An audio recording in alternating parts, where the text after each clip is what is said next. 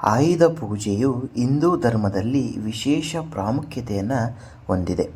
ಆಯುಧ ಪೂಜೆಯಲ್ಲಿ ಆಯುಧಗಳನ್ನು ಪೂಜಿಸಲಾಗ್ತದೆ. ಈ ಸಂಪ್ರದಾಯವನ್ನು ದಸರಾ ಹಬ್ಬದ ಒಂದು ದಿನ ಮೊದಲು ಆಚರಿಸಲಾಗ್ತದೆ. ಕೆಲವು ನಂಬಿಕೆಗಳ ಪ್ರಕಾರ ಇದನ್ನು ವಿಜಯದಶಮಿ ದಿನದಂದು ಕೂಡ ಆಚರಿಸಲಾಗ್ತದೆ. ಈ ದಿನದಂದು ಉಪಕರಣಗಳು ಮತ್ತು ಆಯುಧಗಳನ್ನು ಪೂಜಿಸುವುದು ವಿಜಯದ ಆಶೀರ್ವಾದವನ್ನು ತರುತ್ತದೆ ಎಂದು ನಂಬಿಕೆ ಇದೆ. ಈ ಆಯುಧ ಪೂಜೆ ಮುಗಿದ ನಂತರ ಈ ರಾಶಿಗಳಿಗೆ ರಾಜಯೋಗ ಅನ್ನುವುದು ಶುರುವಾಗ್ತಾ ಇದೆ.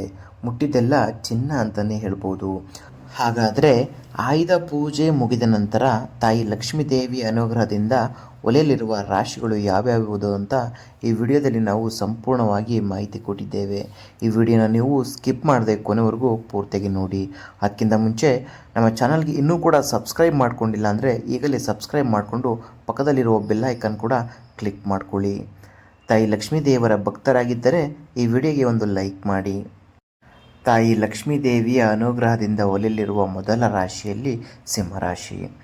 ಸಿಂಹರಾಶಿಯ ಅಧಿಪತಿ ಸೂರ್ಯ ಮತ್ತು ಸೂರ್ಯನ ರಾಶಿಯ ಬದಲಾವಣೆಯು ಜೀವನದಲ್ಲಿ ಧನಾತ್ಮಕ ಬದಲಾವಣೆಗಳನ್ನು ತರುತ್ತದೆ.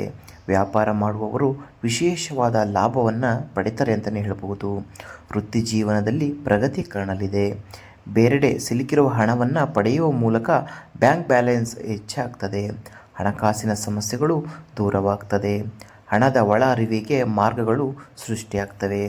ಇನ್ನು ಎರಡನೇ ರಾಶಿಯಾಗಿ ಕನ್ಯಾ ರಾಶಿ. ಸೂರ್ಯನ ಸಂಚಾರವು ಕನ್ಯಾ ರಾಶಿಯವರಿಗೆ ಬಹಳಷ್ಟು ಪ್ರಯೋಜನಗಳನ್ನು ನೀಡುತ್ತದೆ. ವೈವಾಹಿಕ ಜೀವನದಲ್ಲಿ ಸಂತೋಷ ಇರ್ತದೆ. ಸಂಗಾತಿಗೆ ಪ್ರೀತಿಯನ್ನು ನೀಡುವಿರಿ ಮತ್ತು ಪ್ರೀತಿಯನ್ನು ಸ್ವೀಕರಿಸುವಿರಿ.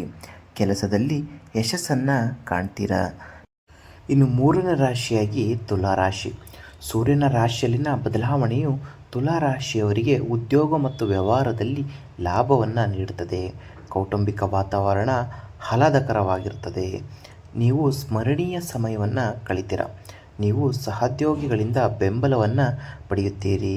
ನಿಮ್ಮ ನಿರ್ಧಾರಗಳು ಸರಿಯಾಗಿವೆ ಎಂದು ಸಾಬೀತುಪಡಿಸುತ್ತದೆ. ಒಂದರ ನಂತರ ಒಂದರಂತೆ ಆರ್ಥಿಕ ಲಾಭದ ಅವಕಾಶಗಳನ್ನು ನೀವು ಪಡಿತಾ ಹೋಗ್ತೀರಾ.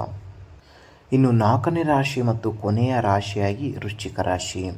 ಸೂರ್ಯನು ವೃಶ್ಚಿಕ ರಾಶಿಗೆ ಸಾಗುತ್ತಿದ್ದಾನೆ ಮತ್ತು ಈ ರಾಶಿಯ ಜನರಿಗೆ ಅದೃಷ್ಟದ ಸಂಪೂರ್ಣ ಬೆಂಬಲವನ್ನು ನೀಡುತ್ತಾನೆ.